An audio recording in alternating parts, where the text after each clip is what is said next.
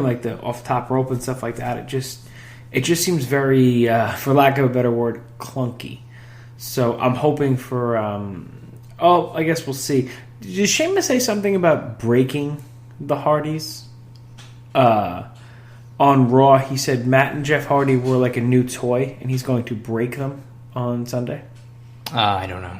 Yeah, I caught that, so I was wondering if that's a little dig at the old broken Matt Hardy. They've been making various vague comments regarding that, I think, ever since they got there. Whether it's Matt on TV or on Twitter or a commentator saying something about being broken. I think they're just sort of leaving those little seeds out there for hopefully once everything kind of gets worked out from a legal perspective and they can use that gimmick that they had been doing for the last year or two before they came back. Do you think it might be too late? Do they kind of miss the boat on the whole broken thing? I don't think, not yet. I think people are still doing the chants and the delete and all that type of stuff, so I think it's still out there. I don't know what the window of opportunity is for that. Like it may be now they've been back for 3 months, 2 months, I think. I don't know if we get maybe towards later in the year if they still haven't moved to that yet. If people are going to forget about it, I don't know. I think it'll probably be a good year or so before. If they can't do it by like next year's WrestleMania, then people might start forgetting about it. But I think they're still in range here where if they can flip the switch on that, it should still get a pretty good reaction. And I'm sure there'll be a ton of T-shirts and stuff that get sold based off of it.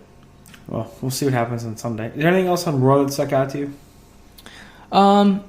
No, I think the two matches that they had with the 5 guys in the main event on Sunday, the triple threat with Balor, Joe, and Wyatt, and then the Reigns versus Rollins main event. I thought those were both pretty good matches from an in-ring quality standpoint. Whether whether I agree with the finishes or whatever or not, I just thought that they were pretty entertaining matches, which was nice. If you look at the opening 6-man and then the triple threat and then the main event were 3 pretty solid matches on the show, which was a nice change of pace. I mean, there's some weeks where we don't get anything that really breaks like 3 stars in terms of ratings, and I thought that those 3 matches kind of did. So that much I think I enjoyed as far as Raw was concerned.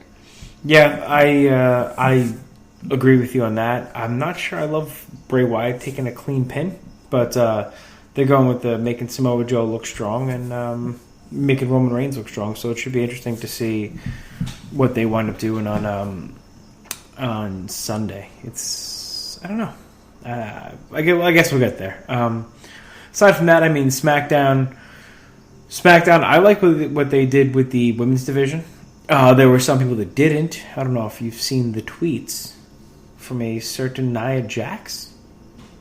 I think Nia Jax, the tweet that I saw was that she liked what they did on SmackDown a lot. Right. Just that she was kind of taking a shot at the Raw side, which she is on, not utilizing all of the women on the roster to their best ability. Well, I think what the WWE is worried about is that if she almost killed Charlotte twice in a match that had rules, how many people could she kill in a match where there are no rules? So that's something I'd probably worry about. But I guess I could see Nia Jax's point of view, considering that Raw is a 3-hour show and SmackDown is a 2-hour show. But then again, you also have to take into account Raw has 205 Live in there too. So I think it's a matter of timing. And, maybe don't kill somebody, and we'll see what happens. But I thought SmackDown was a decent show. How did you feel about Ziggler pinning AJ clean in his hometown? I don't like stuff like that. Generally speaking, MO, yeah.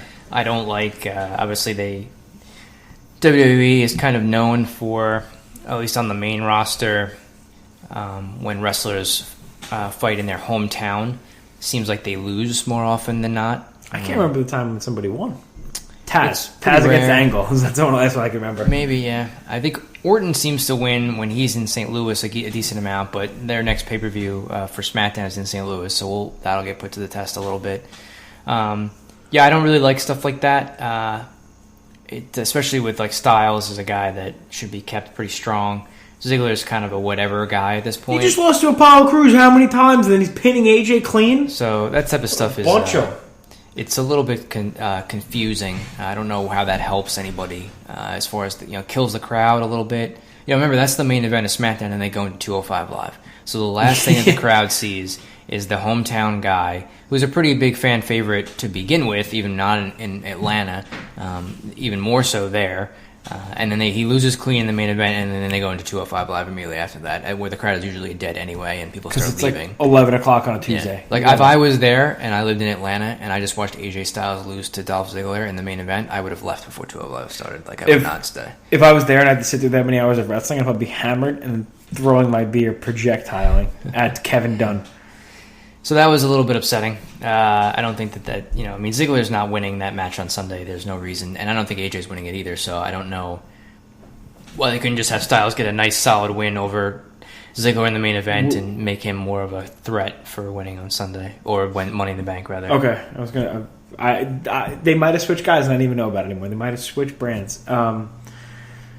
The other thing, I liked the women's Money in the Bank. I think that's a good move by Shane. I thought Charlotte's insane. The moonsault she did from the top rope to the outside.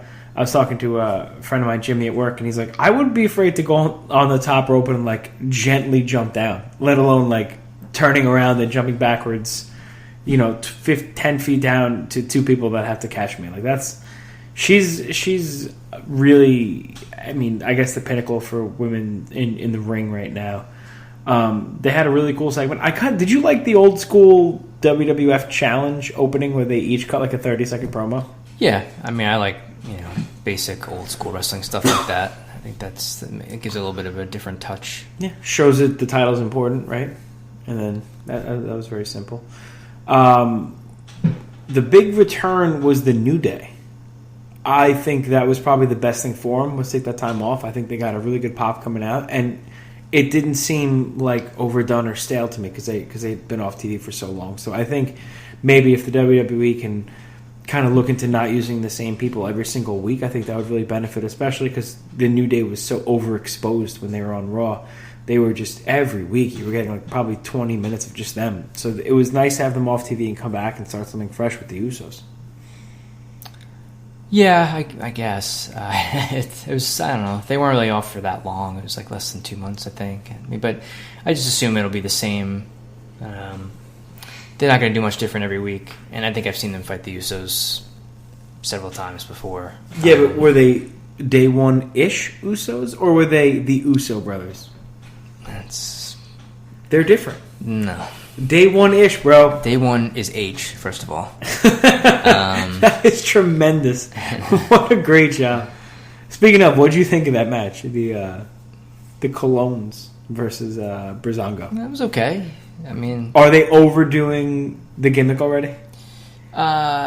It's pretty silly, right? I don't think it's got a long shelf life. They're going to continue to do stuff like, Breeze dressing up as a janitor and whatnot. I think they got to kind of... I don't mind them doing the Fashion Files thing? Yeah. I like that. That stuff's funny. They got to... I think once they get to the ring, they should be a little bit more...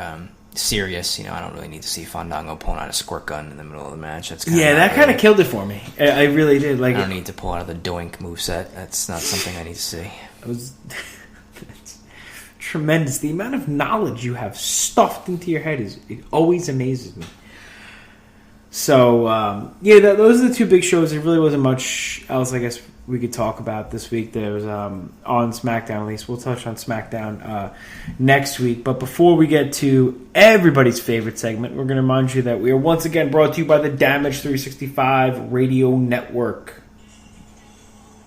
This is former WWE superstar Damian Sandow, now known as Aaron Stevens, and you're listening to Damage 365 Radio. Keep it tuned. You're welcome. It's been a while since we've had another installment, but here we are again. This week's 5 Count. And in the topic of Extreme Rules coming up this week, this Sunday as a matter of fact, we have been mulling over our 5 best all-time gimmick match performers. Are you looking at my list?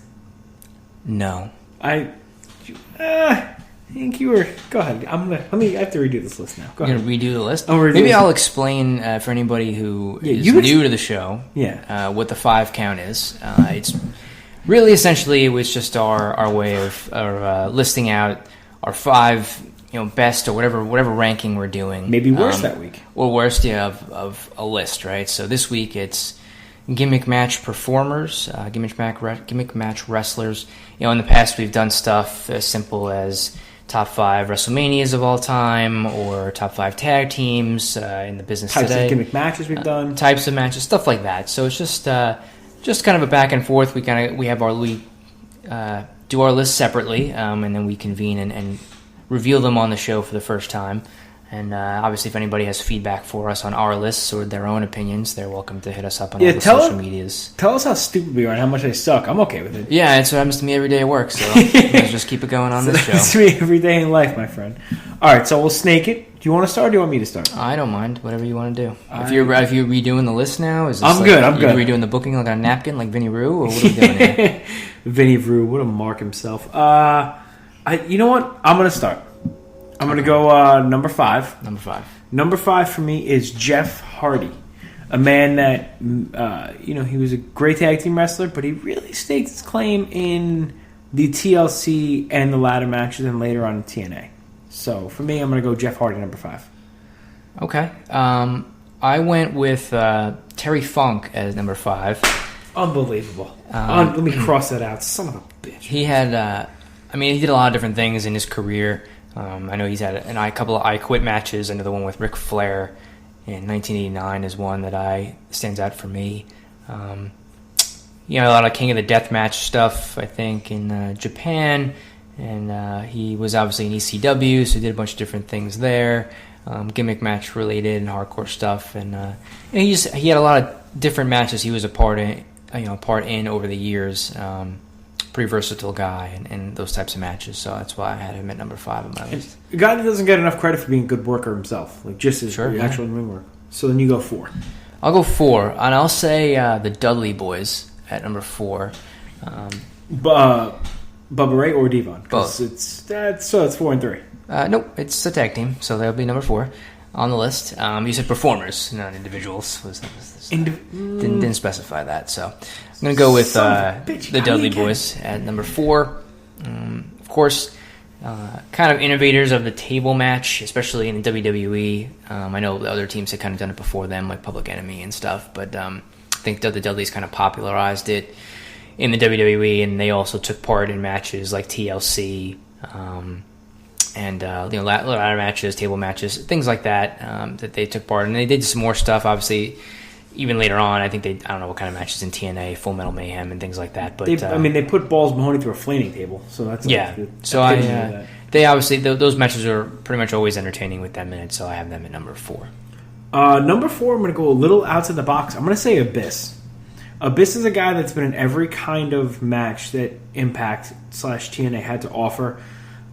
He created the Monsters Ball match. He was in a lot of barbed wire matches over there, thumbtacks, glass. The guy, he's another guy I feel like he's a very underrated worker in his own right, but he's not afraid to die in the ring. And when you talk about Impact Wrestling, you talk about guys like Samoa Joe, Christopher Daniels, AJ Styles. Abyss gets kind of glossed over because I feel like he's not, the quality of worker they are, but he's still very good in his own right, and he did a lot of things for that company. So number 4 for me is Abyss. Okay. Agree? Disagree with that? What do you think? No, yeah, he's. I liked Abyss back in the when he was kind of in his heyday of TNA. Certainly, he had a lot of different things he did there. I liked Abyss back then, sure. So, number 3, Sabu. I was torn between Sabu and Terry Funk. Sabu, I'll never forget, I read a Pro Wrestling Illustrated mag in 1992, and it was Sabu and the Sheik. I think it was against Onita and Mr. Pogo from FMW, and it was a barbed wire exploding landmine match. And I had that magazine for probably 10 years, and it was the scariest thing I'd ever seen up until that point. Then I kind of watched ECW, and I saw more of Sabu, but you want to talk about a guy that brought tables to the forefront. He brought diving off of balconies. He brought Born to be Wired with Terry Funk in 97. So for me, it was a toss between Terry Funk and Sabu, and I had to go with Sabu. Okay, I like Sabu. Number 3 for me, I had Edge. Wow. Edge, Okay. Edge